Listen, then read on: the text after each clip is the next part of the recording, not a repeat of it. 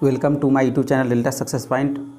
आज है 3 जून और हम लोग जो चर्चा करने वाले हैं वो 3 जून के जितने भी सारे करंट अफेयर होंगे उसकी चर्चा करेंगे। ये आपके लिए एग्जाम बेसिस काफ़ी इंपॉर्टेंट होंगे, इसको बारीकी से देखें और वीडियो अच्छा लगे तो वीडियो को लाइक सब्सक्राइब जरूर कर लें। आइए तो वीडियो को शुरू करते हैं। आपका पहला जो प्रश्न है आपके सामने करंट अफेयर का 3 जून का, वो है हाल ही में किस राज्य में खोजी गई झिंगुर की एक नई प्रजाति का नाम इंडीमीमस जयंती रखा गया है। तो कौन सी झिंगुर का जो प्रजाति खोजा है उसका नाम इंडीमीमस जयंती रखा गया है। तो इसका रखा गया है तो इसका मतलब ये कहाँ खोजा गया है, तो ये छत्तीसगढ़। इसका आंसर हो जाएगा ऑप्शन नंबर डी, छत्तीसगढ़ में ये खोजा गया है प्रजाति। आइए अगला प्रश्न देखते हैं, इसका डिटेल देख लेते हैं। इसमें जो कहता है कि अब कहाँ खोजा गया है, तो छत्तीसगढ़ में खोजा गया है। भारत के छत्तीसगढ़ राज्य की कुरगा गुफाओं में खोजी गई है। कहाँ खोजा गया, तो कुरगा गुफाओं में खोजी गई झिंगुर की एक नई प्रजाति का नाम इंडीमीमस जयंती रखा गया है। इस प्रजाति का नाम गुफा खोजकर्ताओं प्रोफेसर जयंत विश्वास के नाम पर रखा गया है। गुफा खोजकर्ताओं प्रोफेसर जयंत विश्वास के नाम पर क्या किया, इसको रखा गया है। आइए अगला प्रश्न देखते हैं। अगला जो प्रश्न है वो है NSO के द्वारा जारी आंकड़ों के मुताबिक वित्त वर्ष 2020 से 21 के दौरान भारत की अर्थव्यवस्था कितने प्रतिशत की गिरावट आई है। भारत की अर्थव्यवस्था में कितने प्रतिशत गिरावट आई है, तो इसका आंसर हो जाएगा ऑप्शन नंबर सी हो जाएगा, 7.3% की गिरावट आई है। आइए इसका डिटेल देख लेते हैं। इसमें है कितना परसेंट, 3% गिरावट आई है। राष्ट्रीय सांख्यिकी कार्यालय NSO के द्वारा जारी आंकड़ों के मुताबिक कोविड-19 महामारी की वजह से वित्त वर्ष 2021 के दौरान भारत की अर्थव्यवस्था में 7.3% की गिरावट आई है, जबकि पिछले वित्त वर्ष में चौथी तिमाही में GDP गिरकर 1.6% की दर्ज की गई थी। पिछले तिमाही में 1.6% गिर गई थी, इसमें कितना गिर गया, तो 7.3% गिर गया है कोविड-19 के चलते। आइए अगला प्रश्न देखते हैं। अगला जो प्रश्न है, इनमें से किस वाइस एडमिरल ने हाल ही में नौसेना स्टाफ के उप प्रमुख के रूप में कार्यभार संभाला है। मतलब हाल ही में जो है नौसेना स्टाफ के उप प्रमुख के रूप में कार्यभार संभाला है। तो इसका जो आंसर हो जाएगा वो हो जाएगा 3 का ऑप्शन नंबर हो जाएगा ए, रंजीत सिंह। कौन सा हो जाएगा, रंजीत सिंह हो जाएगा। कौन संभाला, तो रंजीत सिंह संभाला। इसका डिटेल देख लेते हैं। इसका डिटेल है रंजीत सिंह MS पावर की जगह हाल ही में वाइस एडमिरल रंजीत सिंह ने हाल ही में नौसेना स्टाफ का प्रमुख के रूप में कार्यभार संभाला है। ठीक है, रंजीत सिंह को 1983 में भारतीय नौसेना में कमीशन किए गए और वे एविएशन में विशेषज्ञ हैं। और क्या है, एविएशन में विशेषज्ञ हैं। इसको किसको मिला है, रवनीत सिंह को क्या किया गया है, इसका कार्यभार मिला है। मतलब कि नवीन MS पावर की जगह ये लिया है। आइए अगला प्रश्न देखते हैं। भारतीय उद्योग परिसंघ ने किस कंपनी के CEO और प्रबंधक निदेशक TB नरेंद्रन को नए अध्यक्ष नियुक्त किया है। मतलब TB नरेंद्रन को नए अध्यक्ष नियुक्त किया है, तो इसका हो जाएगा option number C, Tata Steel. किसने किया है, तो टाटा स्टील ने किया है। ऑप्शन नंबर क्या हो जाएगा, सी। आइए इसका डिटेल देख लेते हैं। इसमें है कि टाटा स्टील, इसका आंसर हो गया। भारतीय उद्योग परिसंघ ने हाल ही में टाटा स्टील कंपनी के CEO और प्रबंधक निदेशक TB नरेंद्र को 2021 से 22 के लिए नए अध्यक्ष नियुक्त किया है। वे कोटक महिंद्रा बैंक के CEO और प्रबंधक निदेशक उदय कोटक की जगह स्थान ग्रहण, किसका ग्रहण करेगा, तो उदय कोटक का स्थान ये ग्रहण करेगा। कौन, ठीक है। आइए तो आगे देखते हैं। अगला प्रश्न है, भारत के राष्ट्रीय सुरक्षा का सलाहकार ने किस भारतीय तटरक्षक बल के स्वदेशी जहाज को जहाजी बेर में शामिल किया। मतलब किसको शामिल किया गया है, तो इसका आंसर हो जाएगा बी, मतलब सजग को क्या किया गया है, शामिल किया गया है जहाज के बेरा में, स्वदेशी में। आइए इसका आंसर लेते हैं डिटेल। सजग भारत के राष्ट्रीय सुरक्षा सलाहकार ने हाल ही में भारतीय तटरक्षक बल के स्वदेशी जहाज सजग को जहाजी बेर में क्या किया है, शामिल किया गया है। सजग का अर्थ सतर्क एक भारतीय तटरक्षक जहाज है जो राष्ट्र के समुद्री हित के प्रति तत्पर, प्रासंगिक और उत्तरदायी इच्छा और प्रतिद्वंद्विता को दर्शाता है। ठीक है, आइए अगला प्रश्न देखते हैं। अगला जो प्रश्न है वो है 3 मई को विश्व भर में कौन सा दिवस मनाया जाता है। 3 मई को विश्व भर में कौन सा दिवस मनाया जाता है, तो इसका आंसर हो जाएगा ऑप्शन नंबर ए, अंतर्राष्ट्रीय पत्रकारिता स्वतंत्रता दिवस। ऑप्शन नंबर क्या हो जाएगा, ए, अंतर्राष्ट्रीय पत्रकारिता स्वतंत्रता दिवस हो जाएगा। डिटेल है कि अंतर्राष्ट्रीय पत्रकारिता स्वतंत्रता दिवस 3 मई को विश्व भर में अंतर्राष्ट्रीय पत्रकारिता स्वतंत्रता दिवस मनाया जाता है। यह दिवस संयुक्त राष्ट्र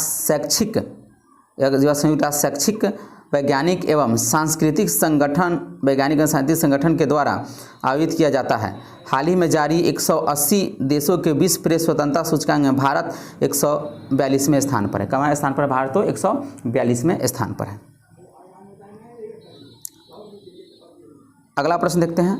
अगला जो प्रश्न है, आईसीसी ने हाल ही में घोषणा की है कि 50 ओवरों की वर्ल्ड कप में कितनी टीमें खेल सकती है। 50 ओवर का जो वर्ल्ड कप होगा उसमें कितनी टीमें खेल सकती है? तो इसका आंसर हो जाएगा ऑप्शन नंबर बी, मतलब 14 टीमें खेल सकती है। 50 ओवर का जो वर्ल्ड कप कितने टीमें, तब 14 टीमें खेल सकती है।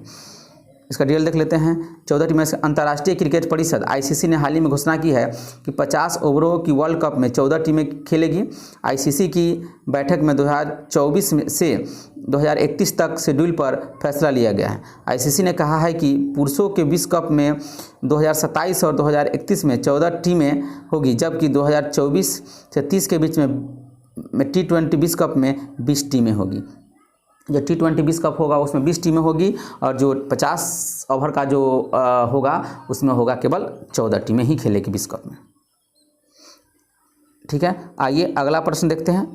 अगला जो प्रश्न है वो है, निम्न में से किस देश ने हाल ही में अपनी अर्थव्यवस्था को बढ़ावा देने के लिए श्रीलंका के साथ 200 मिलियन अमेरिकी डॉलर की मुद्रा विनिमय सुविधा को मंजूरी दी है?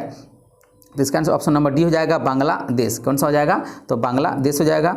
आइए इसका डिटेल देख लेते हैं। इसमें है कि बांग्लादेश ने हाल ही में अपनी अर्थव्यवस्था को बढ़ावा देने के लिए श्रीलंका के साथ 200 मिलियन अमेरिकी डॉलर की मुद्रा विनिमय की सुविधा को मंजूरी दी है।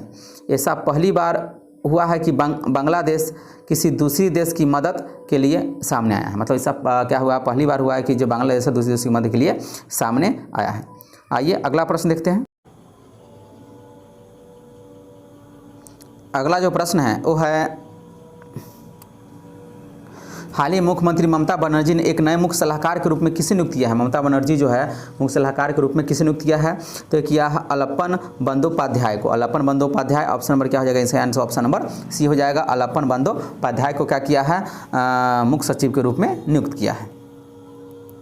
दूसरा प्रश्न, दूसरा जो है, हाल ही में किस ITI के शोधकर्ताओं ने नए जीवाश्म की खोज की है? मतलब किस ITI ने शोधकर्ताओं ने नए जीवाश्म की खोज की है?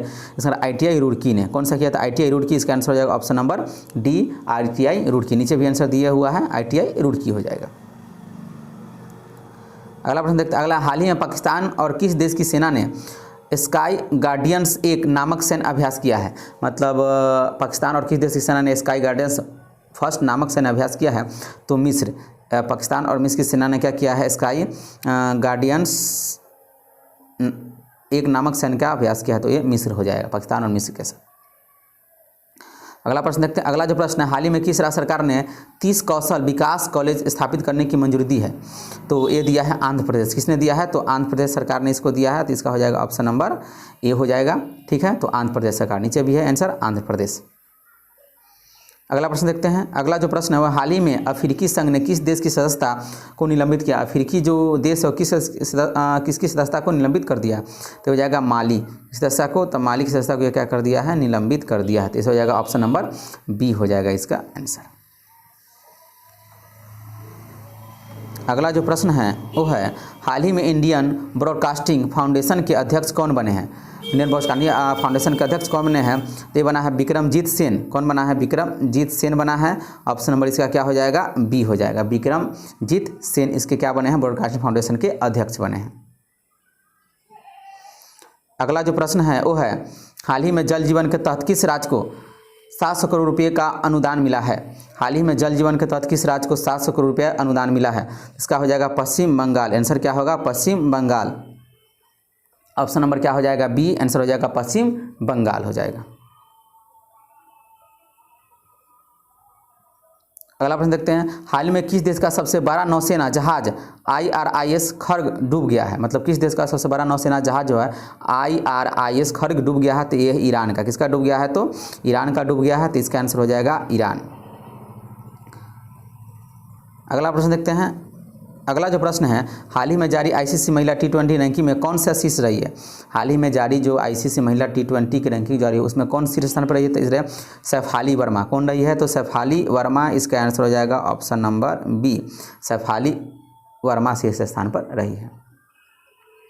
अगला प्रश्न देखते हैं। अगला जो प्रश्न है वो है, हाल ही में संविधान सभा के अंतिम जीवित व्यक्ति का निधन हुआ है, उसका नाम क्या है? संविधान सभा के अंतिम जीवित व्यक्ति का निधन हुआ, उसका नाम क्या है? तो टी.एम. कालियानन। टी.एम. क्या है? कालियानन। इसका आंसर हो जाएगा ऑप्शन नंबर सी, टी.एम. कालियानन इसका आंसर हो जाएगा। अगला प्रश्न देखते हैं। अगला जो प्रश्न है वो है, हाल ही में 2 जून को किस राज्य का स्थापना दिवस मनाया? 2 जून को किस राज्य का स्थापना दिवस मनाया गया है? तो ये मनाया गया किसका? तेलंगाना का स्थापना दिवस 2 जून को मनाया गया। तो इसका आंसर हो जाएगा क्या? तेलंगाना। ऑप्शन नंबर बी हो जाएगा।